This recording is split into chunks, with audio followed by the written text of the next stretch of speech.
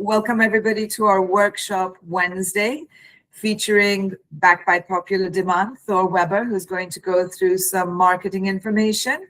It's lovely to see each and every one of you here. So start off with a Happy New Year message to everyone. This is going to be a phenomenal year. A couple of quick reminders. We're very much looking forward to seeing you all at the CDNLA show in Las Vegas, coming up this March 1st through 3rd. We are going to be there in booth number 43, so feel free to come visit us there. But more importantly, we have our GNet Users Group session, which is going to be on March 1st at 10:15 a.m. And we really look forward to seeing all of you there. There will be an email going out soon, and there will be a QR link where you can RSVP for the session.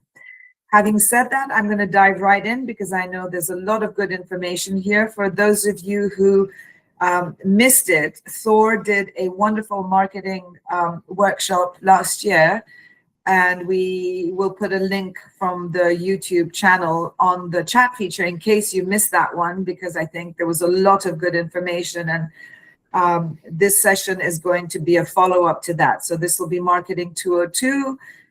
He's going to teach you the differences between what SEO is, what GEO is, what ASO is, and give you some simple tips for increasing your bookings. So without further ado, I would like to introduce Thore Weber. Well, thank you very much, Jasmine, and hello to everyone on this call. I'm excited to see some familiar faces and take this to Marketing 201. So let's share my screen here and let me know if you guys are able to see this okay, the presentation. Okay, fantastic. Well, welcome. Today we are going to be talking about organic reservations and specifically the difference between SEO, AEO, and GEO. Now, I know that from the last call that is kind of a little bit of a new field, and it's a very rapidly evolving field. So we figured that this might be the right time to talk a little bit about what the differences are and how you as an operator can optimize for each one of those, specifically with 2026 being just now launched, and we're ready to get going and set the year off on a good record. So let's keep it practical, but also show you a little bit what's happening under the hood. So first, let's have a quick chat about why this matters right now, right? So search has evolved, okay? It's not just the blue links anymore. We are now talking about AI summaries and instant answers and even voice answers. And you want to figure out how you can make yourself appear in those. We have maps that dominate. So Google Maps and answer boxes now control almost the majority of search real estate, especially for local services. And then a lot of decisions nowadays are made before there's even a click, right? So the consumers are changing how they are making decisions. And this is not like some crazy stuff that's happening in the future. This is happening right now, and it's already affecting your business. And hence why we're going to take a bit of a deep dive for how you can prep for this and optimize your business to deal with it. So let's first try to understand where organic reservations actually come from. So when we talk about organic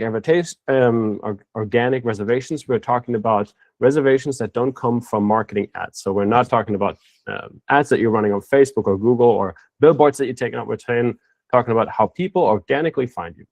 And the number one thing here is your Google Business Profile. Okay, so your GBP listing is the primary discovery tool for somebody who searches a service near you.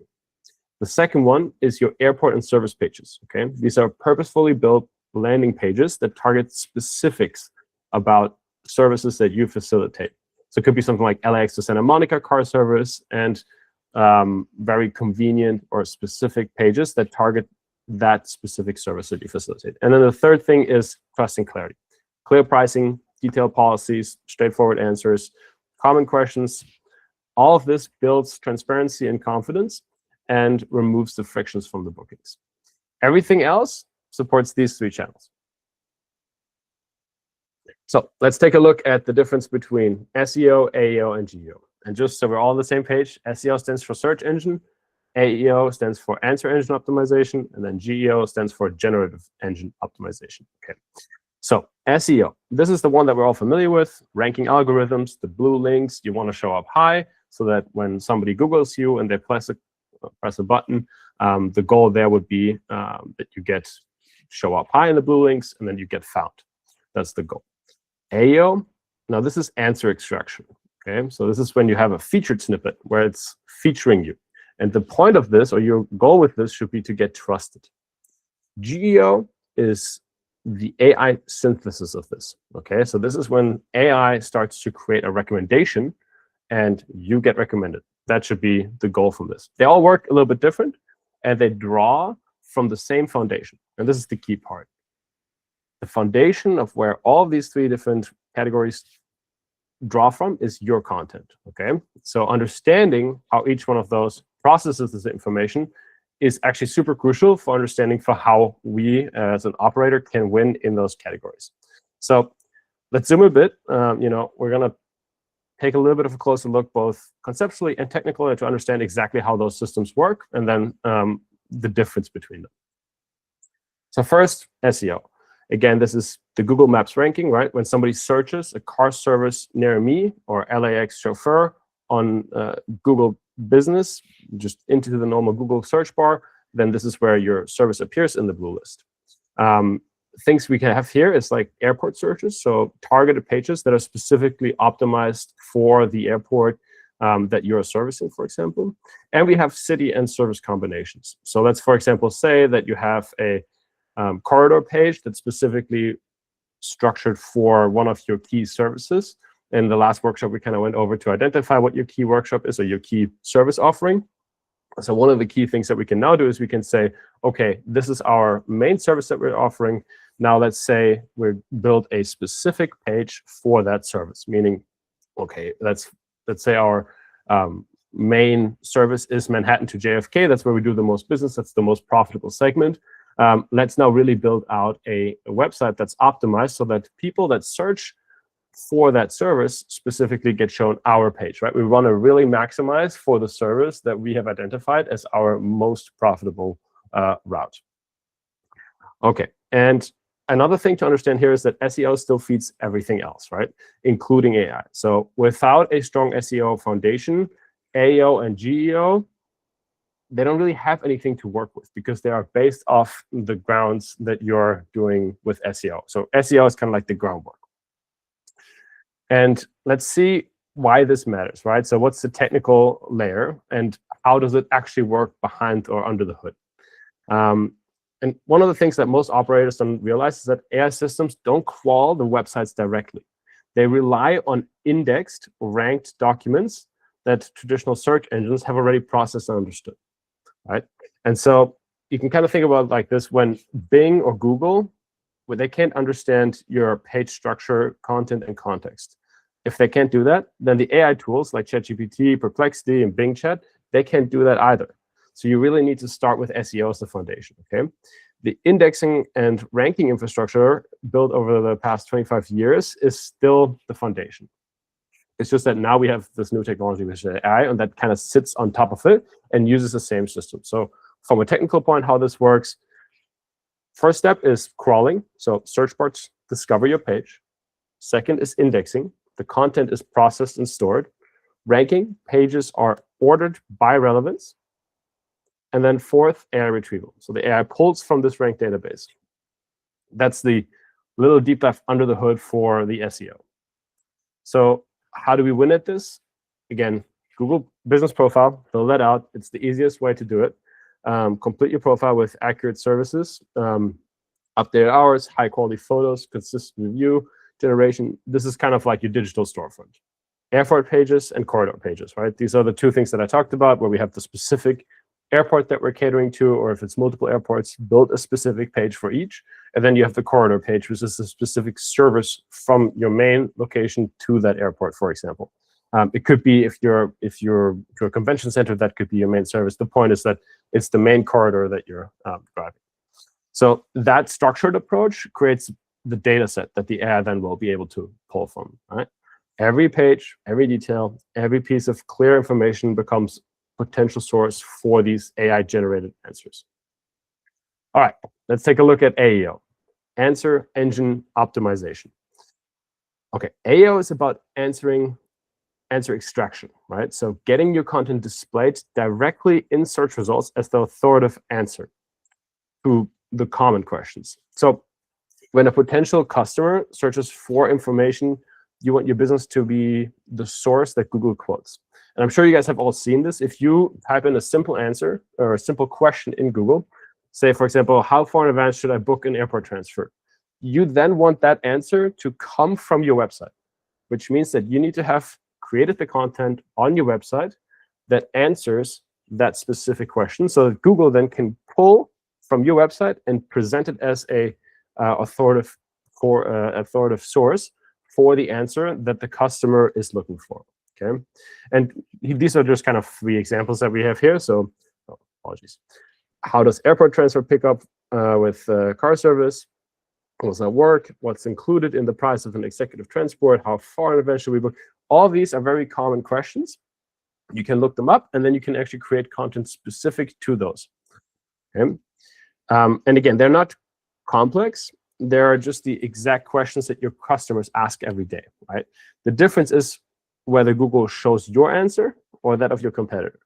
And you want to make sure that you actually have this answer on your website so that Google can pull from you. If you need to enable Google to even be able to provide the answer from your materials. And again, Google is not guessing here, right? They're just extracting. So structure your content correctly, and you can control the answers. And how does this actually work? So let's do another technical deep dive into how this one works.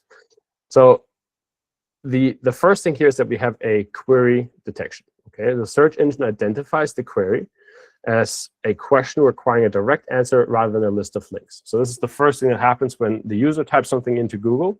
It says, okay, we have identified a specific question here. The user doesn't want a list of blue links. They want a specific answer. Then they have content scan, which means that the system is now looking for clear and question and answer pairs, right? And this becomes a super key part.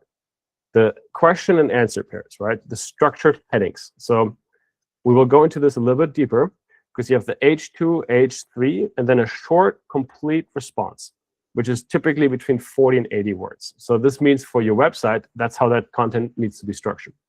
And then the answer extraction. So that means the engine extracts the most relevant, clearly structured answers and displays it prominently at the top of the search results. Okay, so you have the content scanning, and then we have the answer extraction. And the key principle here is that AEO rewards clarity, not creativity, right?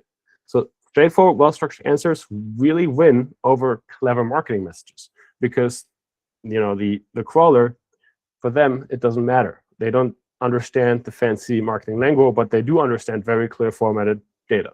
And so therefore, that's what we need to give them. And actually, most car service websites fail at AEO because they prioritize their brand voice. Now, your brand voice matters. And last time we talked about how you need to kind of identify your niche and really start building out content and really start owning that niche.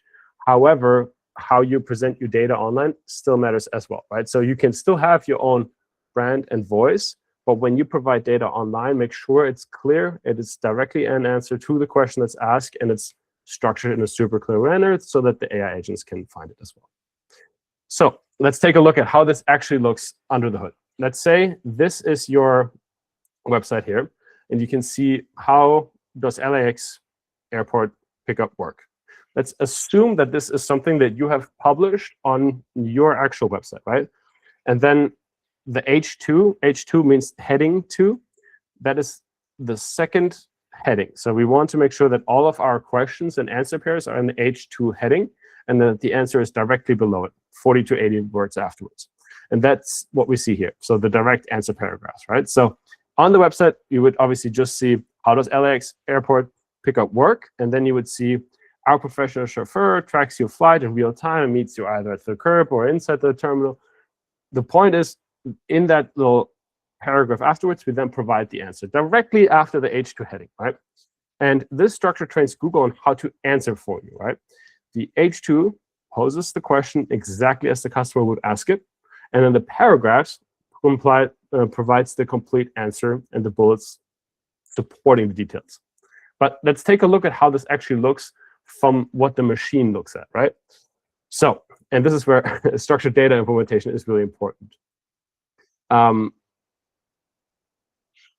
your content structure matters, human readers, for human readers, structured data tells the machines exactly what each piece of information means.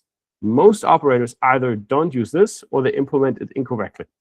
So I want you guys all to understand how this actually looks on the back end, right? We saw here, what we're seeing here is type, question, name, how does LAX airport work? And then type answer is the paragraph that we have just provided in. This is what the machine sees, right? So when we're looking at this text here that is posted on our website, when the machine actually looks at it, this is what they look at. And this is how they extract the information. So that's why it's important that we have the H2 heading, so that indicates to them, hey, here's the question, and then the paragraph right below, so it indicates to them, okay, here's the answer. And there's an important distinction. This doesn't force Google to use your answer, but it removes the ambiguity and dramatically increases the chances of it being featured, right? And that's what we're trying to do. So let's move on to GEO. And this is kind of the Generative Engine Optimization. GEO represents kind of a fundamental shift in how search works, right? So unlike SEO, where you rank, or AEO, where you're quoted, with GEO, your content gets composed into AI-generated answers that synthesize information from multiple sources. What does that mean? That means that AI composes answers, right? So we've all been there. I'm sure most of you have used ChatGPT or one of the AI tools for now. They don't give you, hey, here's the options of links that we think are the right fit for what you're looking for. They tell you directly, right? They compose an answer to you and send and present that answer to you. So rather than showing existing content, AI systems like ChatGPT, Perplexity, Bing Chat, they generate a new response by combining information from multiple trusted sources. And what are these multiple trusted sources? Well, a single AI answer might draw from your pricing page, your pickup policy, your fleet information, and then weaving them into one coherent response that they then present to the user. Okay. And trust is kind of the element that determines the selection, right? So an AI system is actively choosing between which sources to trust and cite based on clarity, verifiability, and consistency with other authoritative sources, meaning you're constantly being looked at, okay, is this a trustworthy source or not? And it's the AI system that kind of decides, okay, we go with this answer or we don't go with this answer. Okay? And AI doesn't really rank the pages itself, right? It assembles them. Now, it does pull from the SEO pages that are ranked, but your goal is to become the source between AI systems trust and cite when composing answers about ground transportation. That's the objective here. Okay, so let's take a look at how AI search actually works, right? Let's try to understand retrieval augmented generation. Understanding RAG, so retrieval augmented generation, which is also RAG, in plain English, gives you massive advantage over competitors who think it's just AI magic. So the user asks a question, right? They go into their ChatGPT or Perplexity and they say, what's the best car service from LA to downtown? Then the AI retrieves the documents, which means the system searches its indexed database, right? Which includes web pages, knowledge graphs, the structured data for relevant, trustworthy information. Then we have the AI synthesizes the answer. Okay? It combines the information from multiple sources, generating a new coherent response that then directly addresses the question. And then we have AI that cites trusted sources. So the system includes citation to the most authoritative sources it's used. And these are businesses that win the booking. Okay? If your website isn't retrievable and verifiable, it won't be used. So you need to make sure that your website is verifiable and retrievable. Okay, so AI systems favor clear, factual content over marketing fluff because they need to verify claims across multiple sources. And vague promises can be very difficult to verify for a machine, right? So therefore, and honestly for humans, right? Like when we see this as well, when we make a statement, a general statement about marketing, hey, we will help your business XYZ, or we will help it so much grow, it will be the best. That's not concrete, right? Versus if we say, hey, we will get you 10 leads. That's a very direct information. Then we could say, okay, did you actually get me 10 leads? And we can verify against that, right? So that's exactly what the system is doing in the background. It's just looking for concrete, well-structured, clear information. Okay, so why operators lose in AI answers? Most ground transportation companies are invisible to these systems, right? And this is not because of technical issues, but because of content choices that prioritize the marketing over the clarity, right? We have vague marketing copy, no clear policies, no structured data, no concrete facts, right? So what are these different things? So vague marketing company or copy is premium luxury experience and white glove service. They sound impressive, but they tell the AI system nothing concrete that they can verify or cite. Then there's no clear policies. So we have missing or buried cancellation policies, wait time delays, and service area boundaries make your business appear untrustworthy to the AI systems. You got to understand that these systems, they will filter through your website and they will see, okay, where's the cancellation policy? Here's the wait time details. Here's service area boundaries. And once that becomes clear, cool, they can recommend you. But AI wants to be correct when they provide an answer to their user, right? And so if it's unsure or untrustworthy, the data that they pull from, they would rather not provide a wrong or potentially false answer to their customer. And so therefore, they're not going to pull from your data. I hope that's making sense in terms of where the data is coming from and why it's so important that we are very transparent with our data. Now, how we structure our data is equally as important, right? Let me just put it this way. AI loves tables. So tables and lists, they're super clear and super helpful for AI to extract facts, right? Walls of paragraphs and texts, it's almost impossible for the machines to parse through them reliably and quickly enough, right? So we really want to structure our data so that it's nice and presentable in a very clear format. And then we have no concrete facts. So without specific vehicle capacity, dimensions, pricing structures, or service areas details, they don't have factual things to go off, right? So the hard truth is just AI avoids uncertainty. It prefers boring clarity over creative ambiguity, okay? So the operators with the clearest, most verifiable information will win. Okay, so what can we do? Let's take a look at some of the GEO assets that do get cited, right? So this is the specific content types that the AI systems love to cite because they're clear, verifiable, and useful to users. Build these, and you'll start appearing in AI-generated recommendations. So the first one is pickup instructions, right? A detailed terminal-specific instruction for every airport you service. Include exactly where to meet, timing expectations, and what to do if plans change. Super straightforward. Include it on your page and make it specific for each terminal. Policy pages. Clear cancellation terms, wait time policies, payment options, and what's included in the base price. No hidden surprises. Again, trying to get rid of that uncertainty for the AI. Fleet capacity table. Exact passenger and luggage capacity for each vehicle type. AI loves tables because they're unambiguous and easy to extract. What we just talked about, we really want to present, here's our fleet, here's the vehicles, here's how many passengers they can fit, how much luggage they can fit, make it super nice and clear. Pricing structure. We want clear pricing methodology. So what's included and any additional fees. Transparency builds the trust with both humans and the machines. And then we have service comparisons, a table comparing your service to ride-sharing alternatives or explaining the difference between vehicle classes helps AI understand your value proposition, right? AI is really on your side. It is trying to provide the information about the amazing service that you provide to its customers.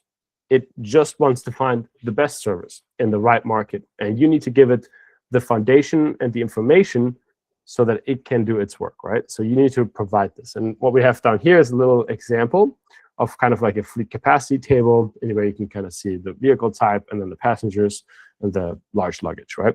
Provide more information. As I mentioned earlier, tables are AI gold. So they're structured, they're factual, and they're impossible to misinterpret.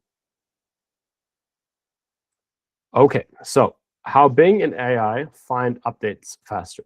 Freshness, discovery, the index now protocol.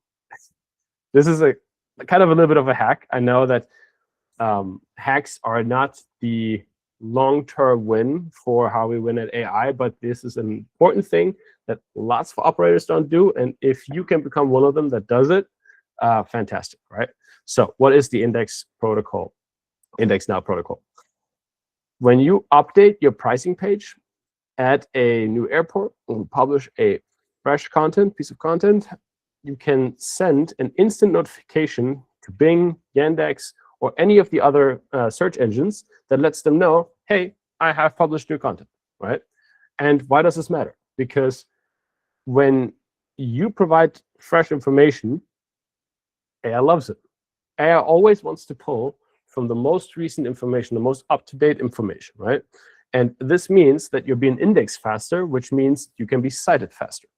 And this is specifically cool when there's like, let's say there's a conference in town, and you want to be the #1 provider for that conference. There's lots of competition in terms of, okay, everyone wants to try and get the rights, the corporate rights for this. How do you make yourself immediately become noticed for this? Well, create an article about that specific conference, post it, and then add this index now protocol so that you let the different search engines know, hey, I am here, I am ready for this event, here's my most up-to-date information about it. And most operators honestly don't know that this exists, right? So it's not, about tricks, it's about knowing what tools are available and how to use them properly, right?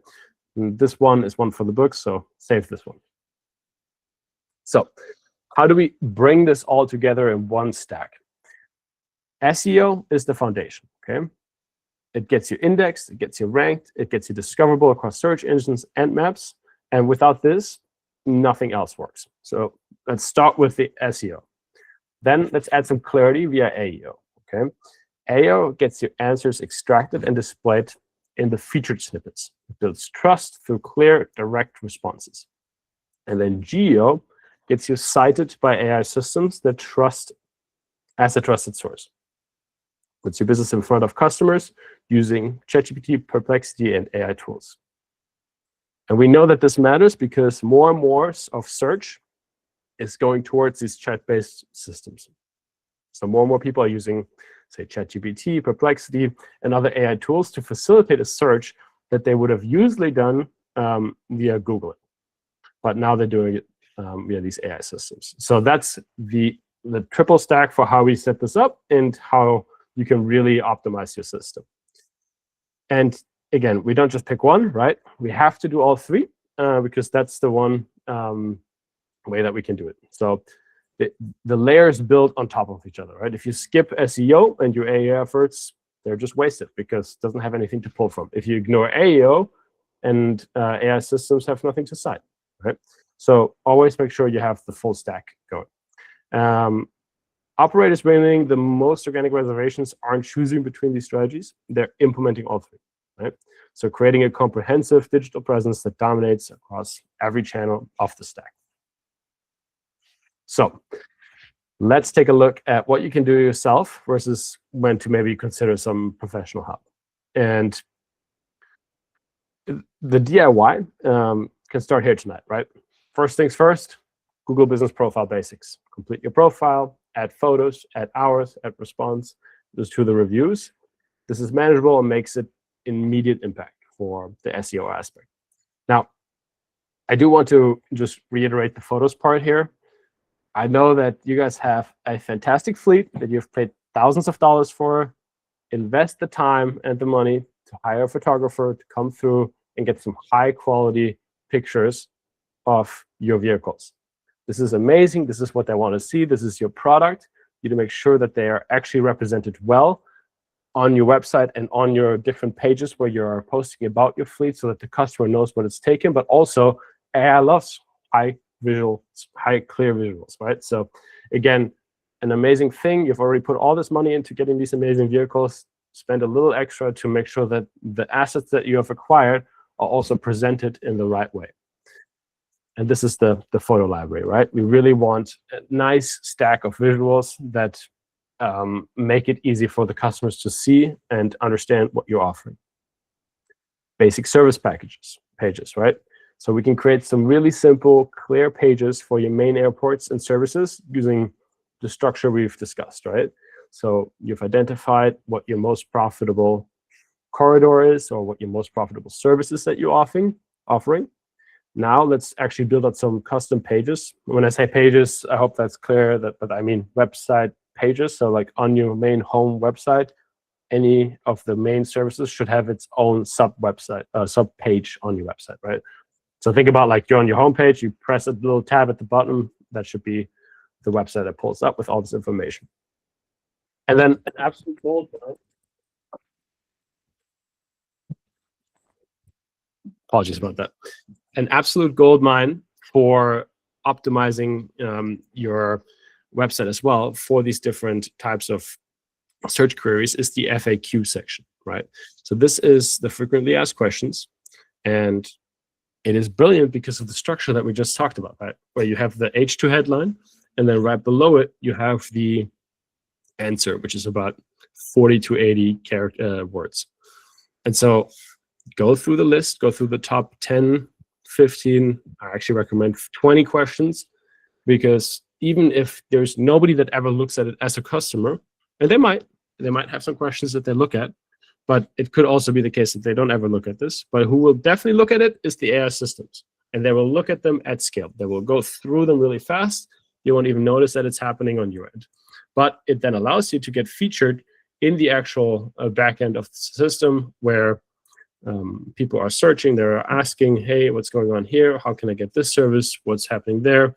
And this is the way that you are able to provide that information at scale really quickly for these queries.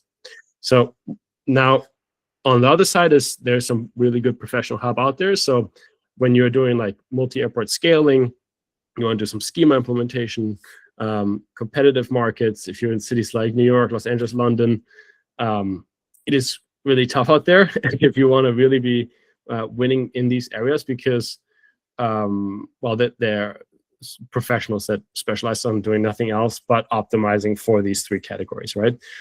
So it might be worth investing some capital into really getting these three areas up to speed. But the honest answer here is that bad SEO is worse than no SEO. Okay, so poorly implemented structured data, duplicate content across airport pages, or incorrect technical setup can actively hurt your rankings. We don't want that, right? So you need to know when to invest into expertise and when to do the things yourself. So let's take a look here. I just want to bring this up because one of the things that we have done at Grit is we have obviously created a platform called GNet Connect.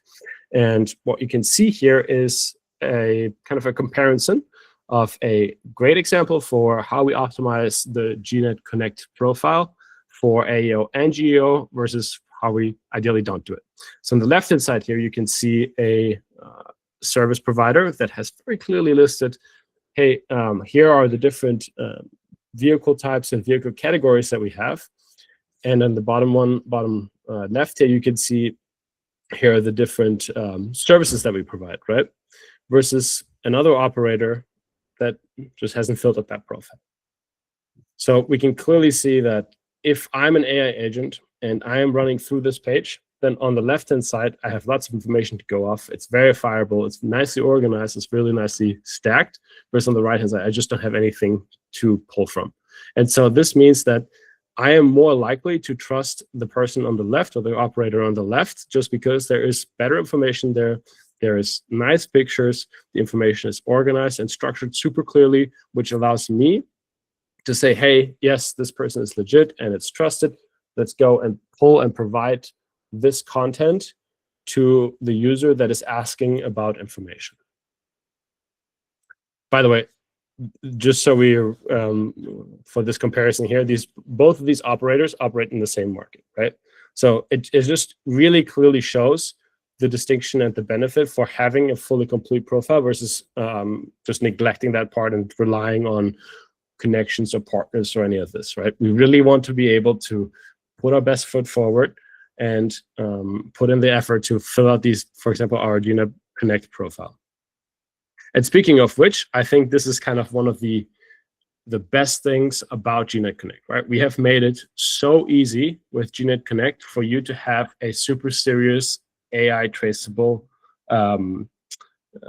presence online through GNet Connect, right? All you got to do is you go to your profile, which all of you already have a profile on GNet Connect. You just add your locations, add your services, add your fleets, add your documents. And then if you want to, you can even activate the premium benefits, which is like even more optimized.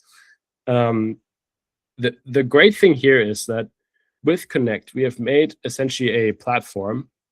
And this was came a little bit internally, right? We wanted to build a system where you could do a natural language search. And you could say, hey, I'm looking for an operator in London that can pick up my customer from Heathrow and drive him to wherever he needs to go.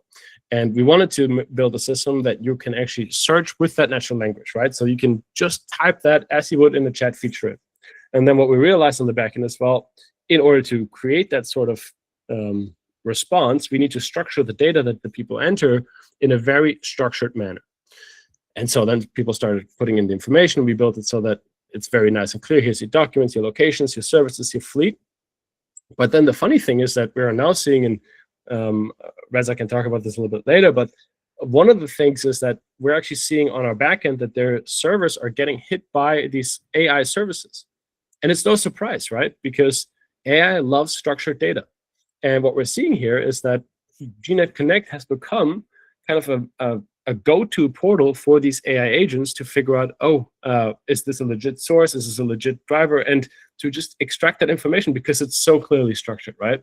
So a super easy thing that everyone here can do is to go onto the GNet Connect profile, fill out the information, let it sit there, activate the premium benefits so that you can be found by these AI generative systems and can be recommended. And it's not just within Connect, right? Like if you fill out your Connect profile, because these agents pull from the Connect profile, they are able to present that data even via ChatGPT, right? So let's say a user answers or fills in a query about a ride to LAX from LA. It will go to Connect, extract the information, and then present it back throughout the ChatGPT interface. And that's really the beauty of this, right? So you get a super easy way to structure your data in a correct manner just by activating GNet Connect, which is free for everyone, by the way. But if you do want to get the maximum out of it and really show up in all the AEO search results, then we have the premium benefits there for you as well. Okay, so let's go over a quick action plan, right? What can we accomplish today? So let's not wait for perfection, but let's, see what we can realistically accomplish. First one is audit and fix your Google business listing, right? Spend 30 minutes ensuring that all the fields are complete and optimized, and add your service areas. Update your hours, verify your contact information is correct. Boom, done with that. That's number one. Number two, upload quality photos, right? Websites and GNet Connect. At least 10 high quality images. Fleet interior shots, your drivers in professional attire, airport pickup locations, visual content dramatically improves the engagement. You know this, it's great. Let's get it out there. The number three is create one airport landing page. Okay? Just one for now. But build that detailed page for you and the primary airport that you are doing pickups from. Pickup instructions, fleet options, pricing clarity, and calls to actions. This already helps a huge amount, just having one page. And then do 10 FAQs, so 10 questions that your customers most frequently ask. Use the H2 structure that we talked about and provide the answer right below it in 40 to 60 words. And then build your fleet capacity table, right? So create a simple table showing your vehicle type, passenger capacities, and luggage capacity. a single asset that will be cited by AI systems and can immediately complete it on GNet Connect, right? So we already have GNet Connect, just fill it out there, fill up your fleet, and you're good to go. Add the tags, by the way, for your locations. Add the airport tags. That's another big one that we're seeing getting pulled from. All right, so what are our key takeaways? SEO gets you found, right? That's the foundation layer. It makes you discoverable in maps, search results, and AI databases. Without this, nothing else works. AEO gets you trusted. Clear, structured answers that get extracted and displayed prominently. This builds authority and credibility automatically. And then GEO gets you recommended. Makes you the source AI systems can cite when generating travel recommendations, okay? The future of organic discovery. Clarity beats the hacks, straightforward, verifiable information wins over clever marketing every time. Boring precision drives bookings. And the operators who explain their services best, they will win. Right? This isn't about gaming the algorithms or finding shortcuts. It's about making your business understandable, trustworthy, and easy to recommend. And that concludes my little workshop here. I want to thank you all for spending the time with me. I know we got lots of people on here, and it's an honor to get an hour with you. If you have any questions, or if you'd like me to start with GNet Connect and get that set up for you, please email me. This is my email here. We're happy to get you connected, get you set up, and get the profile set. And we also want to shout out the TK Design Foundry. If you're looking for a new website, then that's the official GNet partner. With that being said, I'll hand it back to Jasmine, and thank you all for your attention.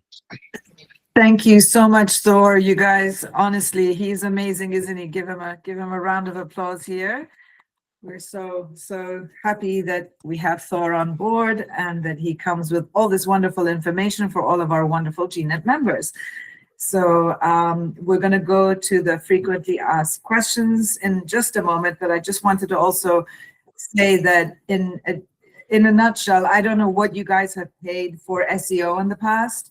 I'm sure it's in the over $500 a month. I don't know what the going rate is right now. So just bear in mind that with GNet Connect and the subscription model that we have, that's money very well spent for your marketing. So do keep that in mind.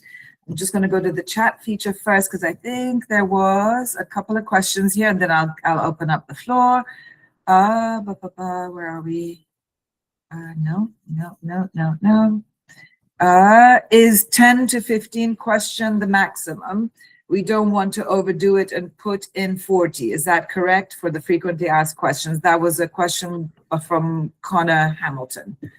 Yeah, great question, Connor. And again, I want to kind of refer back to the strategy with having an AI system that actually looks at your questions, right? For the AI system, it's by far the best to have more information out there. So you can put 40 questions out there and give them 40 answers. That's fantastic. But you do want to add it so that it's still visually appealing to an actual customer that looks at your page.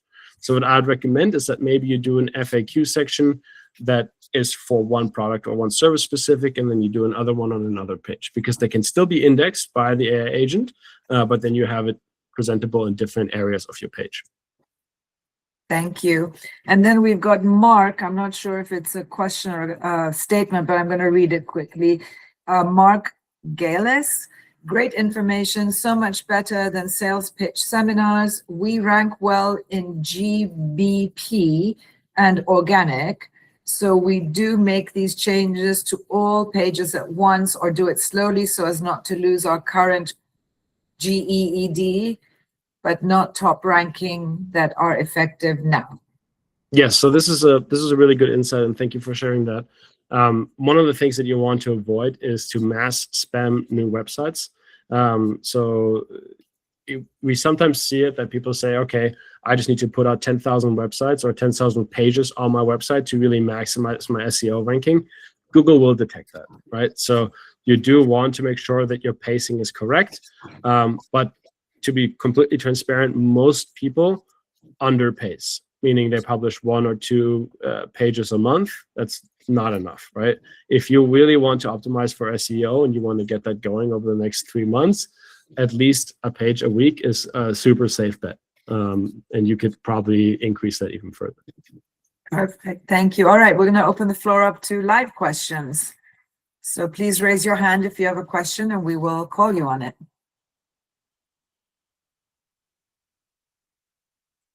Connor, please go ahead. Unmute. Oh, did he leave? Oh, okay. I guess Legends Limousine. Please go ahead, Paul. Hey, Thor, does it help being repetitive? Does that do anything for SEO, AEO, anything to really boost kind of the presence of your page? Meaning, and what I mean by repetitive, when you're using the repetitive keywords in just different sections of your web page. Yeah, really good question again. What I would say is the right approach is to have kind of a topic for each page, and then within the content, you can be repetitive in terms of the keywords that you are trying to optimize for. Yes, absolutely. That's a good thing and a smart way to do it. But let's make sure that we're not just within one article over and over repeating keywords to the extent that it becomes unnatural sounding. That again will get flagged. And also, if a normal customer reads it, they'll be like, "What's going on here? This is weird, right? I just read about this." So that'll be my recommendation. Thank you. We have our very own Reza with a raised hand. Yeah, I'm gonna add something, maybe, Paul. When you create content, try not to create competing content or competing pages. So imagine that you're putting a blog, putting some content, and you have the same content in different page. Now these become competing each other. That's what Thor mentioned is about SEO. Try to, again, be wise on keywords you put together. That's very important, that tricky part. Thank you, Reza. Connor Hamilton, unmute. Yes, thank you, Thor. Very good as always. I mean, that was really excellent. That wasn't just a regular PowerPoint reading off the page. That was some good content. Connor Hamilton, I'm with Hamilton's Limo out of New Jersey. Question for you. I had heard that the reviews on Google Reviews and whatnot, when you post pictures, it reviews the metadata in the photo, so it can determine location and whatnot, which helps boost your reviews if it's a local source. Is that correct? It depends how you take the picture and how you store the metadata on the picture, right? If you just take a screenshot and you post that, then you can still have a little bit of extraction from the picture, but it's not actually within the metadata of the picture. Right. There's a specific way how you can add metadata to pictures that further optimizes your SEO search. And so in that sense, it's absolutely correct. And that's a great way to actually get some extra traction by adding the metadata or the kind of review into the metadata of the picture. So that's a correct way to do it. Okay. Thank you. Thank you for the question, Connor. Paul, Legends Limousine, go ahead. This is kind of related to Connor's question, because I think that was a very good question. Does it help if you use a device that's maybe an Android or an Apple device? Does that anyway, meaning, let's say I take a picture of a few of our buses in a completely different state, and you know how Apple and Android devices, they can sync the location, the time. Does that play a role in terms of, let's say I want to post that picture? Like, does that help in terms of visibility, credibility, all of that good stuff? So it's funny because there is sometimes these people that talk about like hacks and how they found like, okay, I took a picture or I did something on Android or I used Uber on Android and I got a cheaper price. And so there's certainly a difference in terms of the systems will pick up what device you're using. I would not say this is kind of a game changer for your SEO. Being consistent and posting different content has a much bigger lever here. So that's kind of the aspects that I would focus on. There's lots of these little hacks that you can find out there, but I think the key thing to remember is always like just focus on the basics. If you get the basics right and you're consistent with it on an ongoing basis, you will succeed over the long term. SEO, AEO, and GEO, like they're all kind of long-term strategies anyways. Okay, go ahead. I think you raised your hand again, Paul. Or Sorry. Last question, I promise. I know I always have a boatload of questions. It's okay. Yeah. Thor, by the way, man, this was like a master class, man. I'm surprised like there's no invoice hitting my inbox from GNet for this, because this was awesome, man. Let me ask you a question now. Does it really hurt in terms of AI now, the capabilities? How can AI help us within our industry prevent other companies from now copying our vehicles, our photos, or just not having generic photos? Obviously, the public can see, hey, this is not a natural photo, but how can we use AI to really help us now in terms of raising awareness? Like, hey, listen, this is a company that not one picture has a natural vehicle in it. This is not a natural landscape. This is not a natural setting, so on and so forth. It's a very interesting point that you bring up there. One of the things that is quite interesting about this industry is that you will see people that, you know, don't put up the capital to invest necessarily in the vehicle fleet, and then they create these AI images and then post them and pretend to be an operator with a much larger fleet than they actually have. Over time, and unfortunately there is no quick workaround in terms of getting that trust across to the customer, over time that will show up. They will get deprioritized in the rankings, and that is a thing that will happen. But I totally understand your frustration. It's not something we like to see, because well, it builds a bit of distrust within the industry from customers, and that's obviously something we're trying to avoid. But yes, over time they will get deprioritized by searches. Specifically, the feedback loop there is also comments, right? So people leaving feedback reviews. If there's anything I could tell you, is like, hey, encourage a customer with a bad experience to actually talk about it and make that public. And Reza, I think you have some additional. Yeah, I'd like to maybe add to your comments regarding the Paul's question. You can use AI on content generation, as Thor mentioned, that maybe for each airport create a dedicated landing page and use help AI to come up with nice human readable content. For example, saying that we are active in JFK and these airports, and we do what kind of services, such as bodyguard service, security service, or cars or vans, and we have Wi-Fi. You provide this as in your prompt and ask the chat bots to come up with nice content, including FAQs. But please read it, because sometimes the AI do hallucinations. They come with some content that you don't want it. Please review that, make sure this is legit, and then author it, basically. Got it. Perfect. Excellent input, Reza. Thank you so much. All right. Does anyone else have any questions for Thor?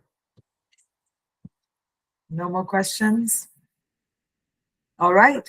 Well, we're actually right on time to finish up here. So in closing, I'd like to thank Thor once again. Please. Oh, Paul, go ahead. Sorry. One last one, I promise. Are we gonna have the privilege of seeing Thor at the Las Vegas show, so some of us can talk to him in person and actually finally meet him? Absolutely, yes. Awesome. Thor is Good going stuff. to be part of the team that's showing up for our Vegas show, and we're very excited to have him join us. So yes, he has put his information in the chat box. So by all means, if you're still on the call and are interested in reaching out to him, please go ahead and copy that down. Again, we're going to be at the show in Las Vegas. We hope to see all of you at our GNet Users Group session, which is going to be on March 1st at 10:15 a.m. We're going to be at booth number 43. We've got a lot of very exciting things to talk about, new features to unveil and elaborate on. In the meantime, this session is recorded. It will go on our YouTube channel. I've put it in the chat box, but if you go to YouTube, it's GNet by Grid. And I will, on the Facebook users group page and on our LinkedIn page, I will be posting a copy of this session. So if you've enjoyed it, please make sure to like the post, make sure to leave a little comment if you'd like to let people know how informative and helpful these are. We do try our very best to bring you guys pertinent information. And remember, we do well when you do well. So our aim and goal here is to be helpful, to get you guys to do less work and make more money. So once again, thank you, Thor. Thank you, each and every one of you. Happy New Year. And please join us for our next session coming up in a couple of weeks. Stay tuned for information. Again, GNet users private group. If you are not on there, please join and subscribe to our YouTube channel so that you'll get information. And there's already a lot of very good information on there from previous sessions. So thank you, everybody. Have a wonderful, wonderful day. And we look forward to seeing you next time. Thank you, everyone. Thank you. Thank you. Take care. Bye-bye.